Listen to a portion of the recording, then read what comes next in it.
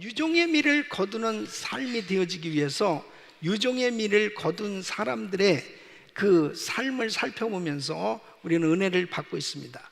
특별히 유종의 미를 거둔 사람 가운데 정말 우리가 모델로 나도 이러한 삶이 되어야 되겠다 할 수 있는 많은 분들이 있죠. 그 중에 오늘은 바로 우리 예수님의 삶을 다시 한번 말씀을 통해서 그 예수님의 삶을 기억하고 또 교훈을 얻으면서 우리가 유종의 미를 거두는 그런 삶이 되기를 원하는 것입니다. 특별히 우리 예수님은 육신을 가지고 이 세상을 산 이 삶은 그렇게 길지 않았어요. 예수님은 하나님이시지만 인간으로 이 땅에 오셔서 33년의 그 짧은 시간을 보내셨습니다. 그러나 우리 주님의 그 삶을 보면은 정말 우리 주님이야말로 유종의 미를 거둔 그런 삶이었다. 특별히 오늘 이 본문 말씀은 예수님께서 십자가를 지시고 죽으시기 전에 제자들과 함께 그 남은 시간을 성만찬도 하시고 또 여러 가지 말씀을 주시고 또 함께 하시는 그 삶의 모습을 통해서 우리에게 얼마나 본받을 만한 이 모델로 우리에게 보여주시는지 몰라요. 그래서 저는 오늘 이 말씀을 통해서 다시 한번 내가 이렇게 살아야 되겠다, 나의 삶이 이런 유종의 미를 거두는 삶이 되어야 되겠다, 이런 은혜를 받기를 원합니다. 여러분 오늘 말씀을 들으시는 가운데 정말 내 신앙을 다시 한번 점검해 보고, 그리고 다가오는 새해가 바로 나도 이렇게 좀 더 살아야 되겠다고 하는 그런 기대감을 가질 수 있는 그런 소망의 새해를 맞이할 수 있는 이런 은혜가 있기를 예수 이름으로 축원합니다. 첫째는 바로 우리 주님은 끝까지 제자들을 사랑하셨던 것입니다. 여러분 오늘 이 본문 말씀을 보면 유월절 전에 예수께서 자기가 세상을 떠나 아버지께로 돌아가실 때가 이른 줄 아시고 세상에 있는 자기 사람들을 사랑하시되 끝까지 사랑하시니라. 이 본문 말씀은 예수님께서 제자들과 함께 이제 유월절 이 만찬을 하시기 위해서 어느 정해진 장소에 도착하시게 됩니다. 이 유대인들은 보통 식사를 할 때 비스듬히 누워서 식사를 하지요.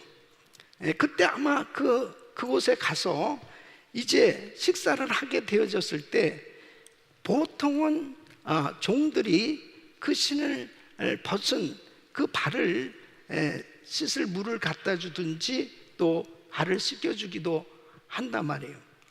근데 예수님께서 갑자기 이 제자들의 발을 씻겨주시는 겁니다. 그러니까 그때 제자 가운데 베드로는 이 감정이 충만하단 말이에요. 그러니까 아니 저는 절대로 주님께서 제 발을 씻을 수 없습니다. 그러니까 주님께서 내가 네 발을 씻지 아니하면 내가 너와 상관이 없다. 그러니까 베드로가 갑자기 그럼 내 머리도 씻겨주시죠. 이렇게 만류할 만큼 참 민망한 거죠. 제자들이 주님의 발을 씻겨줘야 되는데 주님께서 제자들의 발을 씻겨주시는 것입니다. 이것은 이제 얼마 안 있으면 주님께서 십자가를 지시고 죽으시고 난 후에 이 제자들이 당할 그 환난, 이 당할 시험을 우리 주님은 다 아시는 거예요. 여러분 발을 씻겨주시는데 그 제자들 가운데는 가룟 유다도 있었습니다. 얼마 안 있으면은 은 30에 예수님을 팔 그 가룟 유다, 그 가룟 유다도 발을 씻겨주셨습니다. 주님께서 발을 씻겨주시면서 이렇게 말씀하십니다. 요한복음 13장 14절로 15절 보면 내가 주와 또는 선생이 되어 너희 발을 씻겼으니 너희도 서로 발을 씻기는 것이 옳으니라. 내가 너희에게 행한 것 같이 너희도 행하게 하려 하여 본을 보였노라. 주님께서 친히 이 세족식을 해주신 것은 이 사랑의 섬김, 이 본보기의 모델로 이렇게 사랑을 베푸신 거예요. 이 제자들 가운데 가룟 유다는 예수님을 팔았죠. 그리고 이제 얼마 안 있으면은 베드로도 예수님을 나 저 사람 모른다고 그렇게 3번씩이나 부인할 것, 우리 주님 아세요. 그 베드로의 발도 주님이 씻겨주신 거예요. 또 제자들이 노중에서 서로 누가 높냐고 다투고 싸우고 있었어요. 그 인격적으로 부족한 그 제자들의 발도 주님이 씻겨주시면서 주님은 이렇게 말씀을 하시는 겁니다. 요한복음 13장 34절 35절 보면 새 계명을 너에게 주노니 서로 사랑하라. 내가 너희를 사랑한 것 같이 너희도 서로 사랑하라. 너희가 서로 사랑하면 이로써 모든 사람이 너희가 내 제자인 줄 알리라 그랬습니다. 사랑의 삶, 섬김의 삶이 되지 않으면 결국 유종의 미를 거두는 삶이 될 수 없다는 거죠. 주님께서는 이 제자들이 부족하지만 끝까지 이 제자들을 사랑하셨고 이 제자들이 서로 사랑하며 살 것을 말씀하신 것입니다. 사람들은 한 번은 이 세상을 떠나야 돼요.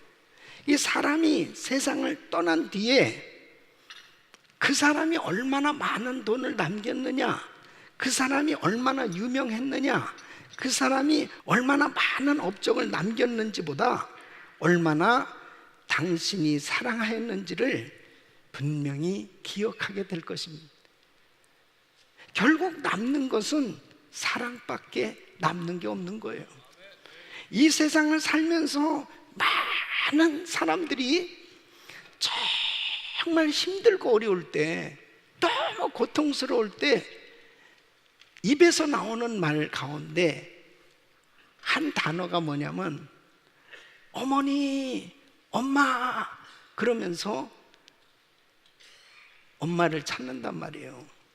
그 이유가 뭐겠어요? 자기를 가장 사랑해 준 그 사람들 가운데 어머니의 사랑이 기억되는 거죠. 이 어머니의 사랑은 무조건적인 사랑인 것입니다. 그래서 그 어머니가 생각나는 거예요. 힘들고 어려우면 그 어머니가 생각나는 거예요.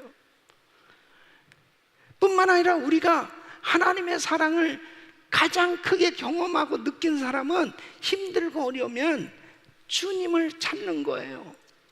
왜? 주님의 사랑밖에 없다는 걸 알기 때문에, 주님이 날 사랑하는 것을 알고 있기 때문에 힘들고 어려우면 주여, 주여, 그 주님을 찾는 그 이유가 주님은 나를 무조건적인 사랑으로 나를 받아주셨다. 그 사랑을 알기 때문에 그 사랑 가운데서 어렵고 힘들면 주님을 찾는 거죠. 우리 주님께서 제자들의 그 어떤 처지를 보시면서 주님께서 차별을 두지 않으셨어요. 자신을 팔 사람도 자신을 배반할 사람도 인격적으로 부족한 제자들에게도 똑같이 그들의 발을 씻겨주셨던 주님. 결국은 우리 주님은 제자들에게 남겨준 인생이 뭐냐? 제자들을 끝까지 사랑하신 모습이었습니다. 사랑하는 성도 여러분, 한 해를 보내면서 우리는 나와 함께하고 있는 사람들과 어떠한 관계를 이루고 있는가, 그것이 얼마나 중요한 건지 몰라요. 여러분과 함께한 사람과 사랑을 나누고 있는지, 이것이 얼마나 중요한지 이루 말할 수 없습니다. 나의 인생을 다시 한번 점검해 본다면 내가 사랑해야 될 사람 사랑하지 못하고 내가 아껴줘야 될 사람 아껴주지 못했을 때 그 인생은 유종의 미를 거둘 수가 없어요. 바로 이 땅에 남는 것이 있다면 그것은 사랑인 줄로 믿습니다. 다시 한번 우리 자신들의 삶을 점검하고 다가오는 새해는 더 사랑할 수 있는 삶이 되시기를 축원합니다. 두 번째는 주님은 끝까지 하나님께 순종하셨던 것입니다. 예수님께서 이제 성만찬을 6월절 만찬을 마치시고서 제자들과 함께 겟세마네를 가십니다. 그 감람산에 겟세마네 기도하시는 장소가 있어요. 그곳에 가셨습니다. 주님께서는 예루살렘에 오시면 꼭 겟세마네 들리셔서 기도를 하셨는데, 이때만큼은 우리 주님의 기도가 너무 심상치 않는 거예요. 우리 주님께서 너무 고통스러워 하시면서 기도하시는 거예요. 너무 안타까운 마음을 가지고 기도하시는 거예요. 그럼 왜 주님이 그 마음에 고통이 있었을까? 그 고통은 다른 게 아니에요. 이제 얼마 안 있으면 십자가를 지셔야 되는 겁니다. 이 십자가를 진다는 것은 상상할 수 없는 고통입니다. 우리 예수님은 하나님이시지만 여러분 흔히 생각할 때는 예수님은 하나님이시니까 십자가를 지셨다, 십자가 지시고 죽으셨다, 이런 것에 대해서 그냥 무감각하게 그냥 여기는 사람들도 참 많아요. 근데 우리 예수님은 인간이셨거든. 철저히 완전한 인간이셨어요. 그러니까 예수님은 못에 찔리면 아프신 거예요. 우리와 똑같이 아프실 수밖에 없어요.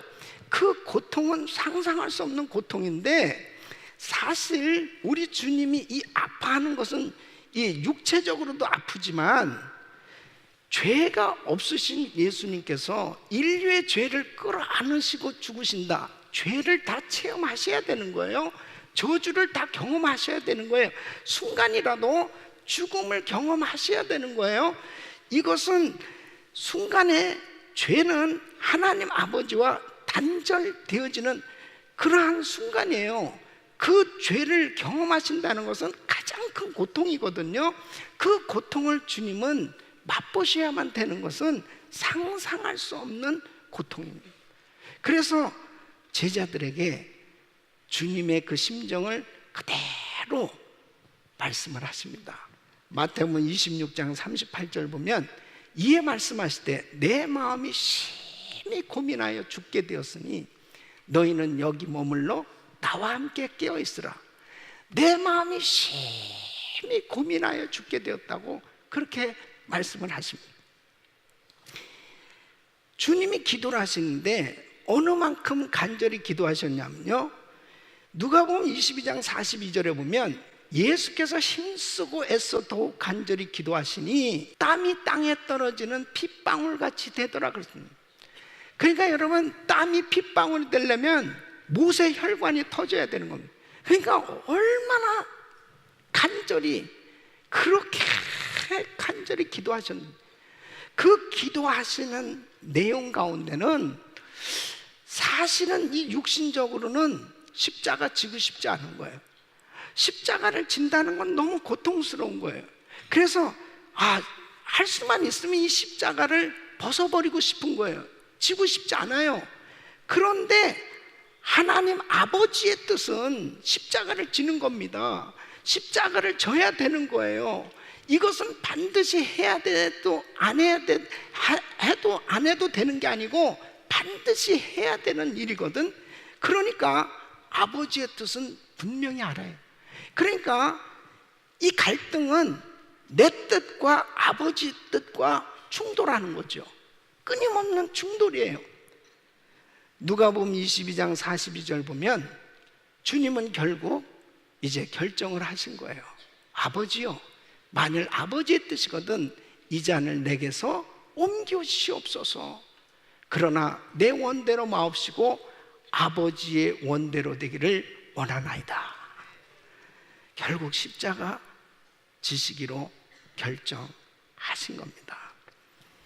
여러분, 우리가 하나님 말씀에 순종한다는 게요, 그냥 정말 쉬울 것 같으면 누구나 다 순종할 수 있잖아요. 근데 꼭 순종하려고 그러면 이 마귀가 반드시 꼭 방해를 합니다. 이게 가장 힘든 거예요. 예수님의 생애의 마지막 부분에 주님이 십자가를 지시고 이 구원 사역을 이루실 때, 이때도 마귀가 내적으로 외적으로 예수님에게 역사하기 시작한 것입니다. 십자가 지지 말라고. 십자가 지면 뭐해? 하나님 뜻이고 뭐고 네가 살아야지, 십자가 지지 마. 이런 식으로 교묘하게 마귀는 예수님이 십자가 지지 못하도록, 하나님 뜻에 불순종하도록 역사하고 있었던 겁니다. 그 대표적인 것이 베드로가 먼 데 있는 사람이 아니에요. 가장 수제자라고 예수님을 가장 가까이에서 모셨던 베드로가 그러는 거예요. 절대로 주님에게 그런 일이 일어날 수 없습니다. 그런 일이 일어나서도 안 됩니다. 죽으시면 안 됩니다. 절대 그런 일은 있을 수 없습니다 하고 베드로가 나서는 거예요. 마가복음 8장 33절에 보면 예수께서 돌이켜서 제자들을 보시며 베드로를 꾸짖어 가라사대 사탄아 내 뒤로 물러가라. 내가 하나님의 일을 생각지 아니하고 도리어 사람의 일을 생각하는도다. 여러분, 이런 것이 다 시험입니다. 시험이에요. 하나님의 일을 좀 하려고 그러고 하나님 말씀대로 순종하고 살려고 하면 영락없이 사람의 일을 생각하도록 마귀는 끊임없이 역사해요. 야, 교인들이 이렇게 많은데 너밖에 사람이 없냐? 또 네가 해야 되냐? 너가 지금 상황이 어떤 상황인데 네가 그런 일을 한다고 나서 너는 아니야. 별의별 인간적인 생각이 다 들어가는 거예요. 예. 그런데다가 또 믿었던 사람, 또 좀 그래도 자기가 존경했던 사람, 뭐 또 좀 그래도 의지할 만한 이런 사람들을 통해서 이상하게 시험이 오는 거예요. 이상하게 시험이 오는 거예요. 여러분, 하나님의 뜻대로 순종하려고 할 때 이런 시험이 오지만 시험 당할 때 말씀을 붙들면 승리하는 줄로 믿습니다. 하나님 말씀에 순종이 되어지는 것, 이것이 유종의 미를 거둘 수 있는 그런 복된 삶이 되는 비결이에요. 예수님께서 사실은 죽음이 두려운 것이 아니고 바로 주님께서 가장 두려웠던 것은 불순종하는 것에 대한 두려움입니다. 바로 우리 주님은 지금 십자가를 지셔야 되는데 이 십자가를 지실 때 이 죽는 것이 두려운 것이 아니고 바로 불순종하게 되면 하나님과 완전히 단절되어지는, 하나님에게서 버림받을 수밖에 없는, 하나님의 뜻을 이루지 못하는 삶이 되어질 수밖에 없는 이 사실이 얼마나 중요한가 하는 것을 마가복음 15장 34절에 보면 주님께서 십자가를 지시고 죽으실 때 이렇게 외치셨어요. 제9시에 예수께서 크게 소리 지르시되 엘리 엘리 라마 사박다니 하시니, 이를 번역하면 나의 하나님 나의 하나님 어찌하여 나를 버리셨나이까 하는 뜻이다. 그러니까 주님은 그 죄를 담당하시는 그 순간 완전히 주님에게서 버림받아진 그 고통을 잠시라도 당하실 수밖에 없어요. 우리 하나님도 죄 때문에 얼굴을 돌리실 수밖에 없는 거예요. 그러나 우리 주님은 순종함으로 그 죄를 담당하신 줄로 믿습니다. 우리 사랑하는 성도, 어떤 사람들은요 이 신앙의 길로 가다가도 핍박을 당하게 되면 그 핍박이 두려워서 변절하고 예수님을 떠나는 사람들도 있었단 말이에요. 디모데전서 1장 19절 보면 믿음과 착한 양심을 가지라 어떤 이들이 이 양심을 버렸고 그 믿음에 관하여는 파산하였느니라. 뭐예요? 여러분, 우리가 예수 믿고 구원 받았어요. 이제 구원받은 성도는 죽으면 천국인데 바로 그 구원이 어느 때 완성되는 거예요? 그 구원이 어느 때 이루어지는 거예요? 결국 내가 죽고 주님 앞에 서는 날, 그 구원이 이루어지는 거거든요. 내게 이루어지는 거예요. 그러니까 결국은 주님 앞에 서는 날 모든 것이 다 드러나게 되고 결국은 모든 것이 결판나는 줄로 믿습니다. 세 번째는 주님은 끝까지 복음을 전파하셨다는 것입니다. 예수님이 이 땅에 십자가 구속 사역을 위해서 오셨지만은 주님은 이 땅에 계시는 동안 하늘나라 천국 복음을 전하는 삶을 사셨습니다. 예수님께서 공생의 사역을 이제 마치시는 그 주간에 주님께서는 이제 최후의 순간이에요. 그 시간에 대제사장 장로들 앞에서 이 복음을 전하십니다. 진리를 증거하신 거예요. 이 진리는 뭡니까? 자신이 메시아, 자신이 그리스도이심을 증거하는 겁니다. 여러분, 예수님께서 자신이 메시아요, 그리스도라고 증거하면 주님은 죽임을 당할 것을 아시는 거예요. 핍박을 당하실 걸 아시는 거예요. 그러나 이것이 진리이기 때문에 주님은 전하지 않으면 안 되는 것입니다. 누가복음 22장 66절로 70절 말씀 보면 날이 새매 백성의 장로들 곧 대제사장들과 서기관들이 모여 예수를 그 공회로 끌어들여 가로되 네가 그리스도여든 우리에게 말하라. 대답하실 때 내가 말할지라도 너희가 믿지 아니할 것이요 내가 물어도 너희가 대답지 아니할 것이니라. 그러나 이제후로는 인자가 하나님의 권능의 우편에 앉아 있으리라 하시니 다 가로되 그러면 네가 하나님의 아들이냐? 대답하시되 너희 말과 같이 내가 그니라. 우리 예수님이 내가 하나님의 아들이다 이렇게 선포하시는 거예요. 여러분, 예수님이 하나님의 아들이라고 이렇게 선포하시면 주님은 반드시 죽을 수밖에 없어요. 예수님께서 네가 유대인의 왕이냐? 분명한 너의 아이덴티티, 네가 누구야 도대체? 그렇게 그들이 물을 때 내가 바로 유대인의 왕이야, 내가 하나님의 아들이야, 이렇게 자신을 분명하게 드러내셨어요. 이것이 진리를 선포하신 것입니다. 여러분, 이렇게 진리를 선포하게 되면 어떻게 되느냐? 신성모독죄가 되는 거죠.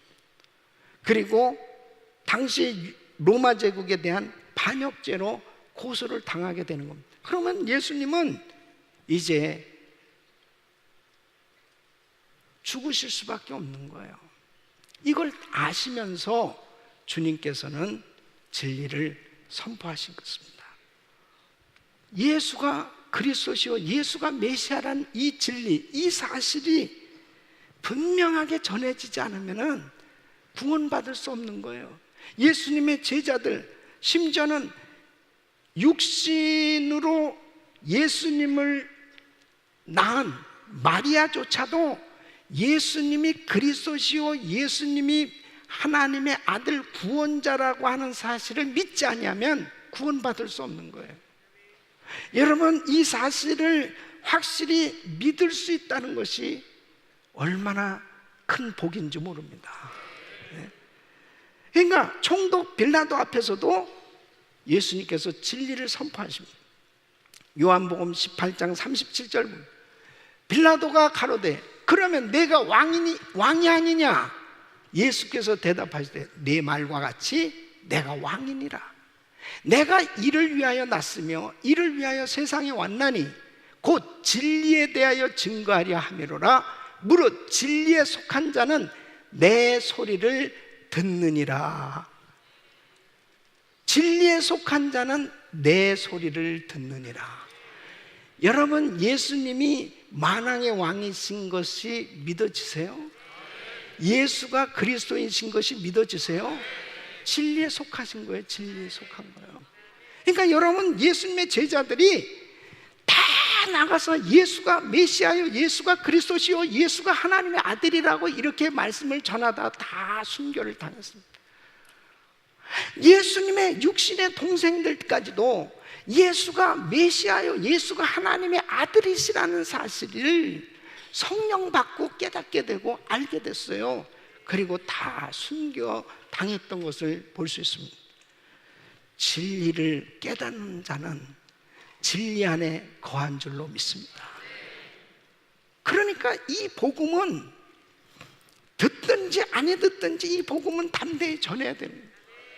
이 진리를 받아야 생명을 얻을 수 있거든요. 이 복음이 전해져야, 이 복음을 믿어야 구원을 받을 수 있고 생명을 얻을 수 있기 때문에 이 복음을 어쨌든 전해줘야 되거든요. 그러니까 예수님께서 죽으시면서까지 끝까지 이 복음을 전파하셨습니다. 이 복음을 전파하셨습니다. 그래서 사도 바울도 디모데에게 예수님을 본받아서 이렇게 담대하게 복음을 외쳐야 될 것을 말씀하고 있습니다. 디모데전서 6장 13절로 14절, 만물을 살게 하신 하나님 앞과 본디오 빌라도를 향하여 선한 증거로 증거하신 그리스도 예수 앞에서 내가 너를 명하노니, 우리 주 예수 그리스도 나타나실 때까지 점도 없고 책망받을 것도 없이 이 명령을 지키라. 사랑하는 성도 여러분, 복음의 군사답게 담대하게 이 복음 전하시기를 바랍니다. 이 복음 전하다가 불이익을 당하기도 하고 어려움을 당하기도 하고 핍박을 당하기도 하고 힘든 일을 당하기도 해요. 그러나 이 복음 전하지 않으면 생명을 살릴 수가 없는 거예요. 여러분, 우리 인생이 예수께 한 영혼이라도, 내가 이 세상을 살아가는 동안 한 영혼이라도 주님 앞에 인도했다면 가장 가치 있는 일을 한 줄로 믿습니다. 영혼 살리는 일보다 더 귀한 일은 없어요. 금년 한 해 동안 하나님께서 많은 시간을 우리에게 주셨어요. 그런데 내가 정말 한 영혼이라도 주님 앞에 인도하기 위해서 이 귀한 복음을 전했는지, 예수가 메시아요 그리스도시요, 예수 믿으면 구원 받는데 바로 이 놀라운 굿뉴스 복음을 내가 만나는 사람들에게 어느 만큼 전해줬는지, 내가 이 복음 전하지 않고 2018년도 한 해를 보내면서 마지막 주일 예배를 드리고 있습니다. 한 영혼에게도 복음도 전하지 아니하고 주님 앞에 인도하지 못했다면 우리는 빈손으로 하나님 앞에 서 있는 거죠. 여러분, 내가 하고 있는 어떤 일을 통해서도 예수님을 전하는 삶이 유종의 미를 거두는 삶이 되는 줄로 믿습니다. 금년 한 해를 돌아보면서 나는 얼마나 많은 사람을 주님께 인도했는가, 나에게 많은 시간을 주님이 주셨는데, 나에게 많은 기회를 주님이 주셨는데 내가 얼마나 많은 사람을 주님 앞에 인도했는가. 다시 한번 우리 신앙을 결산해 보는 것이, 다가오는 2019년도에 내가 유종의 미를 거두는 그런 복된 삶이 되는데 중요한 그러한 계기가 될 줄로 믿습니다. 우리 사랑하는 성도 여러분, 예수님처럼 우리가 끝까지 사랑하고, 예수님처럼 주님의 말씀, 하나님의 말씀을 끝까지 순종하고 끝까지 복음 전파하는 일에 온전히 헌신함으로 인해서 유종의 미를 거두는 복된 삶이 되시기를 예수 이름으로 축원합니다.